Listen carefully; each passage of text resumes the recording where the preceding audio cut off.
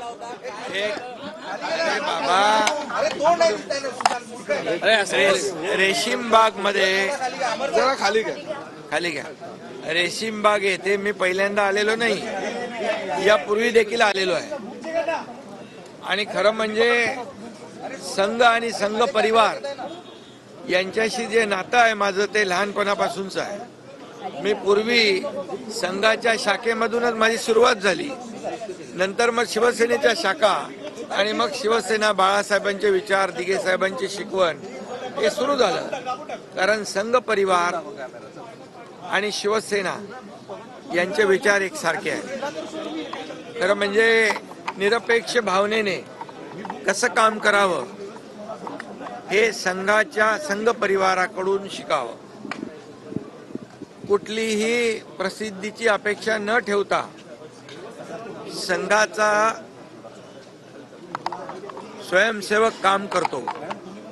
आणि या देशभरामध्ये संघाच्या 5 लाख शाखा आहेत आणि 1925 रोजी संघाची स्थापना परमपूज्य डॉक्टर हेडगेवारजींनी केली. आता पुढच्या वर्षी त्याला 100 वर्ष होत आहेत.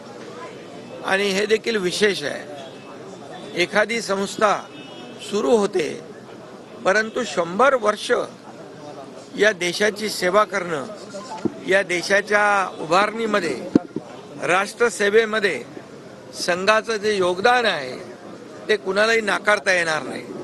आणि म्हणून संघाची शिकवण जी आहे जोडणारी आहे, तोडणारी नाही. आणि म्हणून आम्ही देखील बाळासाहेबांचे विचार, आनंद दिघे साहेबांची शिकवण याप्रमाणे प्रखर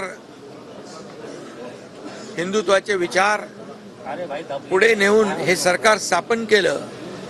आणि 80% समाजकारण, 20% राजकारण गेल्या 2.5 वर्षामध्ये आपण पाहिलं. हे सर्वसामान्यांसाठी सरकार बाळासाहेबांच्या विचारांचं, आणि आमच्यासोबत देवेंद्रजी सुरुवातीला होते, नंतर अजितदादा, आणि हे जे काही सरकारमध्ये आम्ही काम केलं 2.5 वर्ष, हे सर्वसामान्यांसाठी केलं. कुठलाही स्वार्थभाव न ठेवता मला काय मिळेल, आम्हाला काय मिळेल, यापेक्षा महाराष्ट्राला काय मिळेल, या महाराष्ट्रातल्या जनतेला काय मिळेल, हे आम्ही 2.5 वर्षामध्ये या महाराष्ट्राला दाखवून दिलं. आणि म्हणून त्याची पोचपावती म्हणून या निवडणुकीमध्ये प्रचंड यश, लँडस्लाईड विक्ट्री, लोकांनी लँडस्लाईड मॅन्डेट जनतेने दिलं. आणि देवेंद्र फडणवीसजी मुख्यमंत्री झाले. मला आनंद आहे की ते देखील राष्ट्रीय स्वयंसेवक संघाचे स्वयंसेवक आहेत आणि ते राज्याचे पुन्हा मुख्यमंत्री झाले, याचाही आनंद माझ्यासारख्या कार्यकर्त्याला आहे, त्यांच्या सहकार्याला आहे. आणि म्हणून या ठिकाणी आल्यानंतर एक येणाऱ्याला प्रेरणा मिळते, ऊर्जा मिळते आणि पुढचं काम करण्यासाठी अधिक बळ मिळतं. आणि म्हणून इथं जो खऱ्या अर्थाने समाजसेवा करणार आहे निरपेक्ष भावनेने, त्याने जरूर एकदा तरी यावं आणि इथून प्रेरणा घेऊन जावी.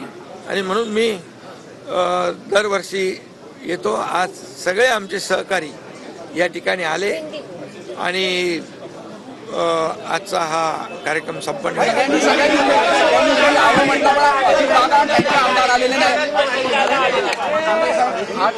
यहाँ पर आज रेशीम बाग में